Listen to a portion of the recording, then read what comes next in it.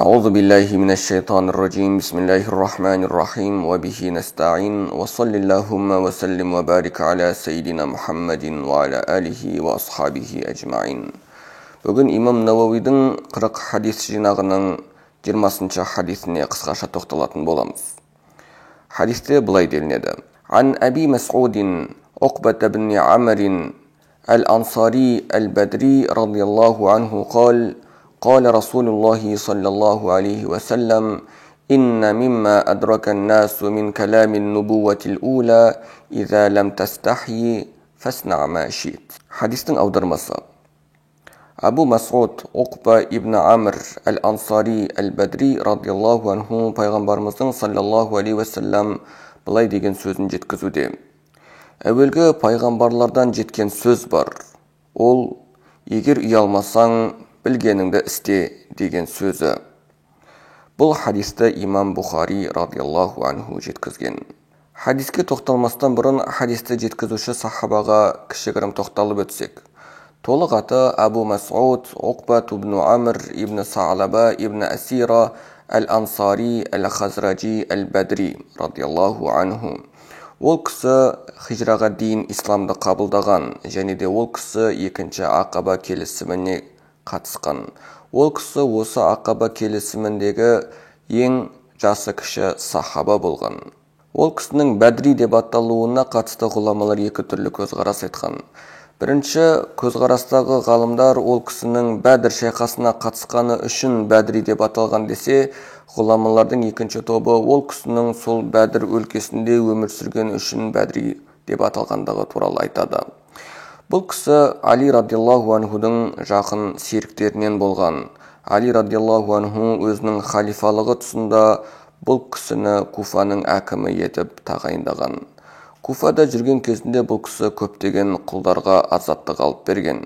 Пайғамбарымыздан саллаллаху алейхи уассалам бас аяғы 102 хадис жеткізген бұл сахаба Мәдинада, кейбір риуаяттарда Куфада 40-шы жылы қайтыс болғандығы туралы айтылған.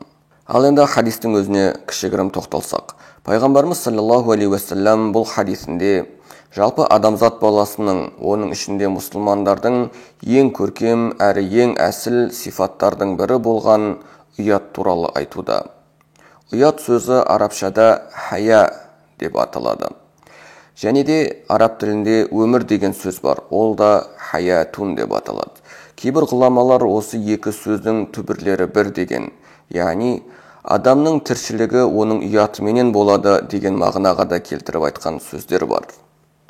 Пайғамбарымыз саллаллаху алейхи уассалам ұятқа өте қатты көңіл бөлген және де өзі де өте қатты ұялшақ болған.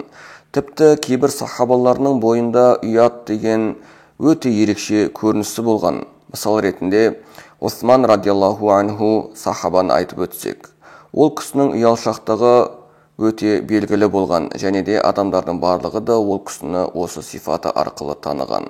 Пайғамбарымыз саллаллаху алейхи уассалам оның бойындағы осы сифатты да қатты бағалағаны үшін оған бір емес екі қызын берген. Және де кейінірек екінші қызы қайтыс болған кезінде пайғамбарымыз саллаллаху алейхи уассалам Осман радиаллаху анхуға: егер тағы қызым болса, тағы да саған беретін едім деген сияқты риуаяттарда жеткен. Ұят сипаты пайғамбарымыздың саллаллаху алейхи уассаламның сифаттарының бірі екенін айтқанбыз.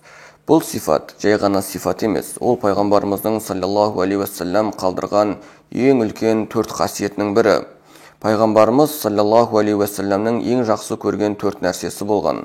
Оның бірі ұялу, екіншісі әтір қолдану, үшіншісі мисуақ қолдану және де төртіншісі үйлену болған. Хадистің мәтініне көз жүгірткен адамдар бұл хадисті екі түрлі түсінуі мүмкін. Біріншісі, пайғамбарымыз саллаллаху алейхи уассалам бұл хадисінде бейнебір ұяттан жұрдай болған адамдарға наразылық танытып тұрғандай. Бейнебір: егерден ұялмайтын болсаңдар, онда қалағандарыңды істеңдер. Адамдардан, өздеріңнен, тіпті Алладан да ұялмай істеген іс-әрекеттеріңнің соңы жақсы болмайды деп айтып тұрғандай. Бұл мағынаны Құранның мына келесі аяты да ашықтай түседі. Иъмалу ма ши'тум иннаху бима та'малуна басир. Қалағандарыңды істеңдер, алайда ол, Алла тағала, сендердің істеп жатқан әрбір іс әрекеттеріңнен хабардар, әрбір істеріңді көріп тұрушы. Яғни пайғамбарымыз саллаллаху алейхи уассаламның сөзін осы мағынада түсінетін болсақ, онда ол қате болмайды. Бұл мағынаны қуаттай түсетін басқа да хадистер бар. Мысалға, Ибн Омар радиаллаху анхуманың жеткізген хадисі. Оның айтуынша, пайғамбарымыз саллаллаху алейхи уассалам бірде келе жатып бір кісіні көреді.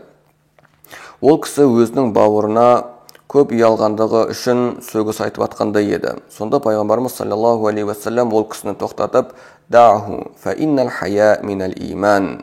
Қоя ғой оны, арасында ұят иманнан деп тоқтатқан болатын. Пайғамбарымыз саллаллаху алейхи уассалам осылайша ұят ешқандай жамандық әкелмейтінін, керісінше бүкіл жақсылық атаулардың артында ұяттың тұратынын түсіндіріп бергендей. Алайда ұяттың өзі де туа біткен және де келе біткен болып екіге бөлінеді. Туа біткен ұят ол адамның кішкентай кезінен пайда болған ұяты, және де бұл өте көркем ұят. Алайда ұяттың екінші түрі бар. Адам Алла тағаланы танығаннан кейін, әрбір ісін Алла тағала бақылап тұрғанын сезінгеннен кейін жаман істерін тастап, жақсы істерді ғана істеуге жүгінуі. Бұған қатысты мына бір хадис келеді. Ашаджул асри атты сахаба айтады. Пайғамбарымыз саллаллаху алейхи уассалам маған айтты: «Инна фика ла хулуқайн юхиббухумаллах». Расында сенің бойыңда екі қасиет бар, Алла тағала ол екеуісін жақсы көреді. Мен одан ол нендей қасиеттер деп сұрадым. Сонда пайғамбарымыз саллаллаху алейхи уассалам «Әл-хилму вәл-хая», жұмсақ мінездігіңменен ұятың деді.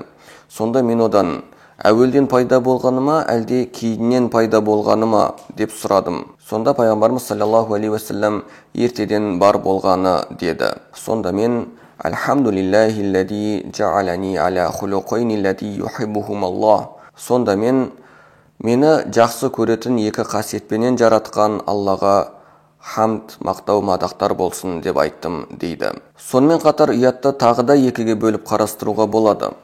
Оның біріншісі осы хадисте көрсетілгендей тек қана жақсылыққа бастайтын ұят. Адамды жаман нәрседен тоқтатып, тек қана жақсылыққа ғана жетелейтін сифат. Ал екіншісі болса, ол адамға зиян келтіретін ұят. Немесе Абай айтқандай бұл нәрсені ынжықтық деп те түсіндірсек болады. Бұл жоғарыдағы хадиспенен байланысы жоқ. Алайда адамды үнемі кері тартып отыратын, адамға өзінің ақысындағы алуына кедергі жасайтын ұяттың түрі. Бұл сияқты ұяттар әрине мақталмайтыны белгілі. Жоғарыда бұл хадистің мәтінін екі түрлі түсінуге болатындығын айтқанбыз. Және де бірінші мағынасында бейне бір пайғамбарымыз саллаллаху алейхи уассалам наразылығын білдіріп, және де ұрсып тұрғандай екенін айтқанбыз. Егерден ұялмайтын болсаң, қалағаныңды істе. Және де адамның ақылына да ең бірінші келетін түсінік осы. Алайда мұсылман ғұламаларының екінші тобы бұл хадисті басқаша жағынан да көре білген.